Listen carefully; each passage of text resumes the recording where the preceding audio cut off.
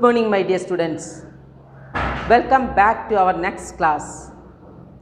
In today's class, we are going to start a new lesson, the Book of Nature. In this lesson, we are going to learn about a letter which was written by Jawaharlal Nehru to his daughter Indira.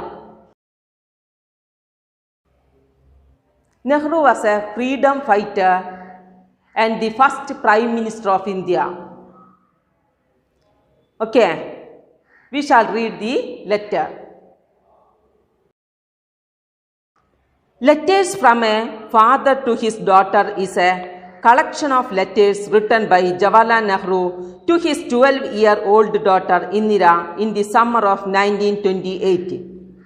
At that time, Nehru was in Allahabad and Indira was in Mussoorie.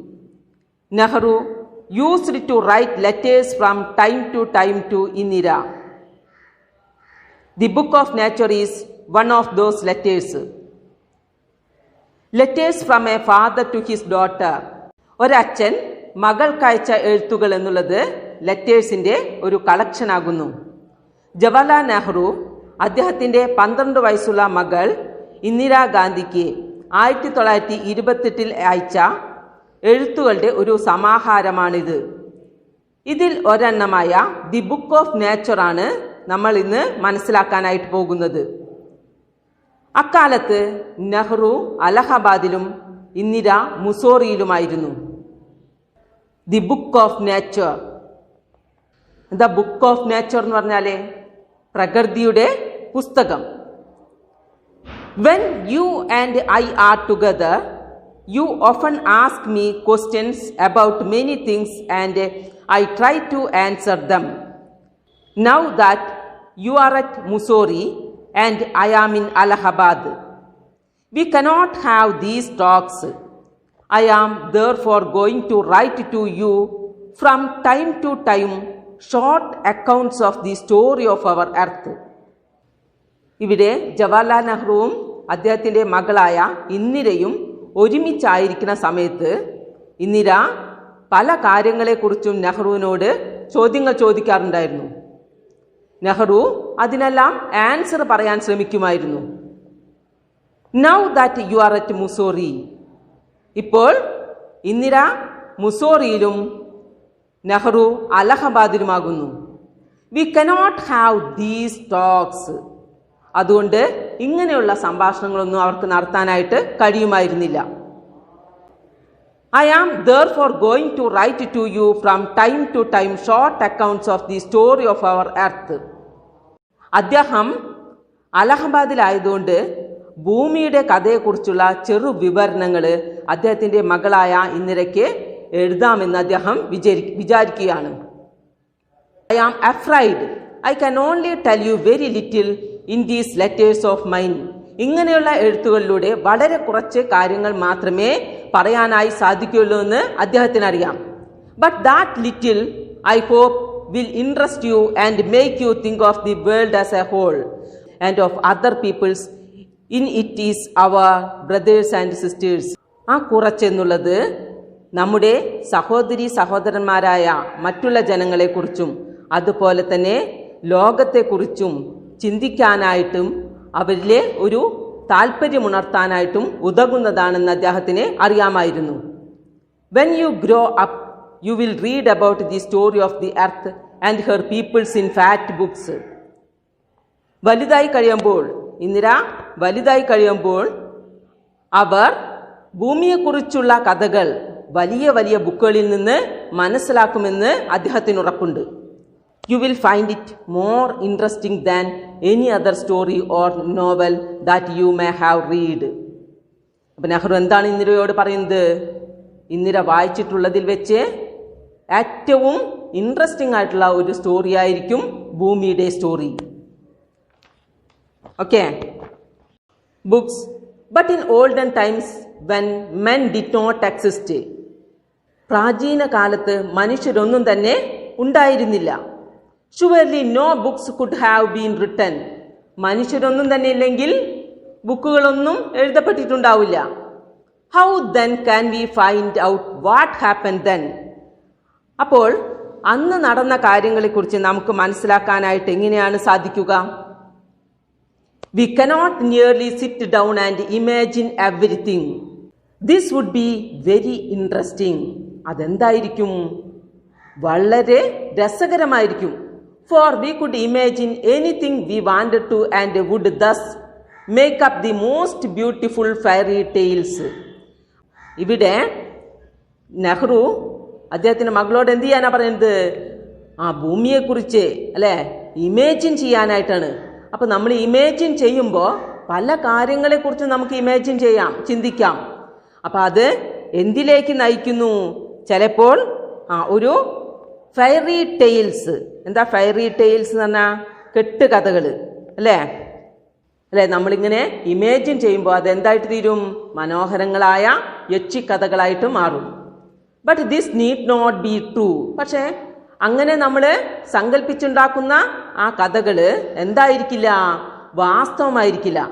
As it would not be based on any facts that we had seen. അതുപോലെ തന്നെ അതിലെ വസ്തുതകളും ഉണ്ടായിരിക്കില്ല. But although we have no books written in those far off days, fortunately we have some things which tell us a great deal as well, almost as a book would. എങ്കിലും we have no books written in those far off days. അന്നത്തെ കാലഘട്ടങ്ങളിലെ നമുക്ക് ബുക്കൊന്നും ഇല്ലാന്ന് മനസ്സിലാക്കി. We have some things which tell us a great deal as well, almost as a book would. പക്ഷെ ബുക്കിൽ നിന്ന് ലഭിക്കുന്നത് പോലെ പല വസ്തുക്കളിൽ നിന്നും നമുക്ക് പല കാര്യങ്ങളും മനസ്സിലാക്കാനായിട്ട് സാധിക്കും. We have rocks and mountains and seas and stars and rivers and deserts and fossils of old animals. ബുക്കില്ലാതെ തന്നെ പല വസ്തുക്കളിൽ നിന്നും നമുക്ക് ഭൂമിയെക്കുറിച്ച് മനസ്സിലാക്കാനായിട്ട് സാധിക്കും. എന്തെല്ലാമാണ് ആ വസ്തുക്കൾ? Rocks, mountains, seas, stars, rivers and deserts, fossils of old animals അല്ലെ, പഴയ മൃഗങ്ങളുടെ fossils. These and other like things are our books for the earth early story. ഭൂമിയുടെ പഴയകാല ചരിത്രം മനസ്സിലാക്കാനായിട്ട് ഇതെല്ലാം നമ്മളെ സഹായിക്കുന്നു. And the real way to understand this story is not merely to read about it in other people's books, but to go to the great book of nature itself. യഥാർത്ഥത്തിലെ നമ്മുടെ ഭൂമിയുടെ സ്റ്റോറി മനസ്സിലാക്കാനായിട്ട് മറ്റുള്ള ആളുകളുടെ ബുക്കിനേക്കാൾ ഉപരി ഏതിനെക്കുറിച്ച് മനസ്സിലാക്കുകയാണ് വേണ്ടത്? നമ്മുടെ ഭൂമിയിലേക്ക് ഇറങ്ങിച്ചെല്ലുകയാണ് വേണ്ടത് അല്ലേ? ഭൂമിയെക്കുറിച്ച് തന്നെ മനസ്സിലാക്കുകയാണ് വേണ്ടത്. You will, I hope, soon begin to learn how to read this story from the rocks and mountains. എന്താണ് നെഹ്റു ഇവിടെ പ്രതീക്ഷ പ്രകടിപ്പിക്കുന്നത്? ഇന്ദിര വളരെ പെട്ടെന്ന് തന്നെ റോക്സിൽ നിന്നും മൗണ്ടൻസിൽ നിന്നും ഭൂമിയുടെ സ്റ്റോറി മനസ്സിലാക്കാനായിട്ട് തുടങ്ങും എന്നാണ് അദ്ദേഹം ചിന്തിക്കുന്നത്. Imagine how fascinating it is അല്ലെ, പാറകളിൽ നിന്നും അതുപോലെ തന്നെ പർവ്വതങ്ങളിൽ നിന്നെല്ലാം ഭൂമിയുടെ കഥ മനസ്സിലാക്കുക എന്നുള്ളത് വളരെയധികം ഇൻട്രസ്റ്റിംഗ് ആയിരിക്കും. Every little stone that you see lying on the road or on the mountain side may be a little page in nature's book and may be able to tell you something. Every little stone you see lying on the road, അല്ലെ, നമ്മൾ കാണുന്ന ഈ ചെറിയ കല്ലുകൾ റോഡിൻ്റെ സൈഡിലോ അതല്ലെങ്കിൽ mountain സൈഡിലോ കിടക്കുന്ന ഒരു കല്ല് ഈ പ്രകൃതിയാകുന്ന പുസ്തകത്തിലെ ഒരു പേജാണ് അല്ലേ? A little page in nature's book. പ്രകൃതിയാകുന്ന പുസ്തകത്തിലെ ഒരു പേജാണ്. അപ്പോൾ വായിക്കാനായിട്ട് അറിയുമെങ്കിൽ എന്താണ് പറയുന്നത്? അത് ചില കാര്യങ്ങളെല്ലാം നമ്മോട് പറയാനുണ്ടാകും. And may be able to tell you something. ആ പേജ് നമുക്ക് വായിക്കാനായിട്ട് അറിയുമെങ്കിൽ അതിനെ നമ്മോട് അല്ലെങ്കിൽ അതിനെ നിന്നോട് ചില കാര്യങ്ങൾ പറയാനുണ്ടാകും. If you only knew how to read it അല്ലേ, നമുക്ക് അത് വായിക്കാനായിട്ട് അറിയണം. വായിക്കാനായിട്ട് അറിഞ്ഞാൽ മാത്രമേ നമുക്കതിനെക്കുറിച്ച് മനസ്സിലാക്കാനായിട്ട് സാധിക്കുകയുള്ളൂ. To be able to read any language, Hindi or Urdu or English, you have to learn its alphabet. ഏത് ലാംഗ്വേജ് ആയാലും, ഹിന്ദി ആയാലും ഉറുദു ആയാലും ഇംഗ്ലീഷ് ആയാലും, അതിനെക്കുറിച്ച് നമുക്ക് മനസ്സിലാക്കാനായിട്ട് ആദ്യം നമ്മൾ ഏത് പഠിക്കണം? അതിൻ്റെ ആൽഫാബറ്റ്, അക്ഷരമാല. So also you must learn the alphabet of nature before you can read her story in her books of stone and rock. അതുകൊണ്ട് ആദ്യം നമ്മൾ പ്രകൃതിയുടെ എന്ത് പഠിക്കണം? എന്ത് മനസ്സിലാക്കണം? Alphabet. Before you can read her story in her books of stone and rock. അല്ലേ? പ്രകൃതിയാകുന്ന പുസ്തകം, അത് നമുക്ക് ഏതിലൂടെയാണ് മനസ്സിലാക്കാനായിട്ട് സാധിക്കുക? അതിൻ്റെ ആൽഫാബറ്റ് പഠിച്ചാൽ മാത്രമേ ആ പ്രകൃതിയാകുന്ന പുസ്തകത്തിനെ കുറിച്ച് നമുക്ക് മനസ്സിലാക്കാനായിട്ട് സാധിക്കുകയുള്ളൂ. Even now perhaps you know a little how to read this. നിനക്ക് പ്രകൃതിയുടെ ഭാഷ കുറച്ചെല്ലാം അറിയാനായി സാധിക്കുമെന്ന് നെഹ്റു ചിന്തിക്കുന്നു. If you see a little round shiny pebble, does it not tell you something? അല്ലേ? നമ്മൾ ചെറിയ ഉരുളൻ കല്ലുകൾ കണ്ടിട്ടുണ്ടായിരിക്കും. ആ കല്ലുകൾക്കും എന്തെങ്കിലും പറയാനുണ്ടാകില്ലേ? How did it get round and smooth and shiny? എങ്ങനെയാണത് ഇത്ര സ്മൂത്തും ഷൈനിയുമായിട്ട് മാറിയത്? ഒന്ന് ചിന്തിച്ചു നോക്കൂ. Without any corners or rough edges.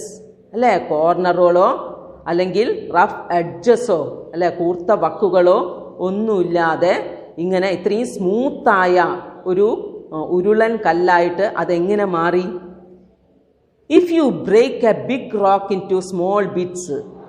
നമ്മളൊരു പാറ പൊട്ടിച്ചു നോക്കൂ. ആ പാറ പൊട്ടിച്ചാൽ അതിൻ്റെ വക്കുകളൊക്കെ എന്തായിരിക്കും? റഫായിരിക്കും. അല്ലേ? It is not at all like a round smooth pebble. അത് നല്ല സ്മൂത്തായ ഉരുളൻ കല്ലായി തോന്നുമോ? ഇല്ല. അല്ലേ? How then did the pebble become so round and smooth and shiny? പക്ഷെ എങ്ങനെയാണത് ഇത്രയും സ്മൂത്തായിട്ടുള്ള ഒരു പെബിളായിട്ട്, ഒരു ഉരുളൻ കല്ലായിട്ട് മാറിയത്? It will tell you its story. അതിൻ്റെ സ്റ്റോറി പറയും. അല്ലേ? എങ്ങനെയാണെങ്കിൽ if you have good eyes to see and ears to hear it. നമുക്കത് നോക്കിക്കാണാനായി കണ്ണുകളും അതുപോലെ തന്നെ കേൾക്കാനായി ചെവിയുമുണ്ടെങ്കിൽ ആ ഉരുളൻ കല്ല്, ആ പെബിൾ അതിൻ്റെ സ്റ്റോറി പറയും. അപ്പം എന്താണതെന്ന് നോക്കാം. It tells you that once upon a time, it may be long ago, it was a bit of rock. Just like the bit you may break from a big rock or stone with plenty of edges and corners.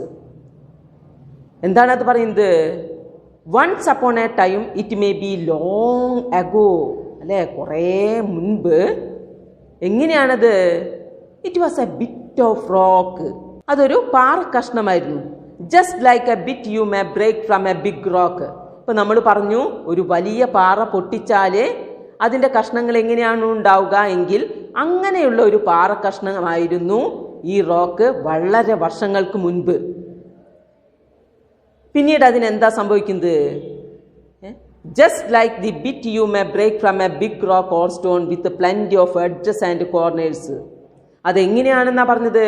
വളരെയധികം കോർണറുകളുള്ള, അതേപോലെ തന്നെ വളരെയധികം edges ഉള്ള ഒരു പാറ കഷ്ണമായിരുന്നു. Probably it rested on some mountain side.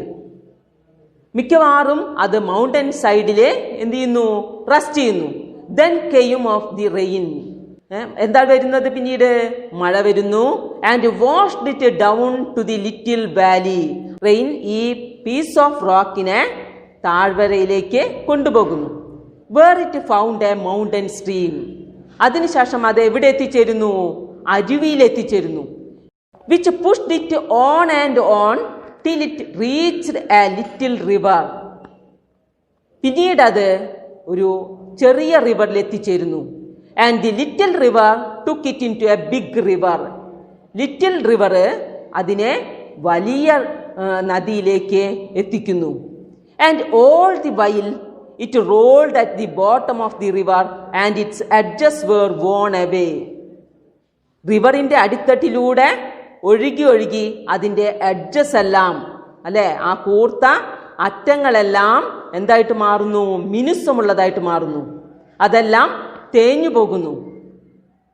Thus the rough surface was made smooth and shiny. ആ rough സർഫേസിന് എന്ത് ചേഞ്ചസ് സംഭവിച്ചത്? അത് സ്മൂത്തും ഷൈനിയുമായിട്ട് മാറുന്നു. So it became the pebble that you see. അങ്ങനെയാണ് നമ്മൾ ഇന്ന് കാണുന്ന ഈ ചെറിയ ഉരുളൻ കല്ലായിട്ട്, അല്ലേ, ആ കൂർത്ത മുനകളുള്ള പാറക്കല്ല് നദിയുടെ ഉള്ളിലൂടെ ഒഴുകി ഒഴുകി അതിൻ്റെ എഡ്ജസ് എല്ലാം മായ്ഞ്ഞ് സ്മൂത്ത് ആൻഡ് ഷൈനി ആയിട്ട് മാറുന്നു. ആ ഉരുളൻ കല്ലാണ്, അല്ലെങ്കിൽ ആ കൂർത്ത കല്ലിന് വന്ന മാറ്റം മൂലമാണ് നമ്മൾ ഇന്ന് കാണുന്ന ആ ചെറിയ കല്ല്. Somehow the river left it behind and you found it. ആ നദി എന്ത് ചെയ്യുന്നു?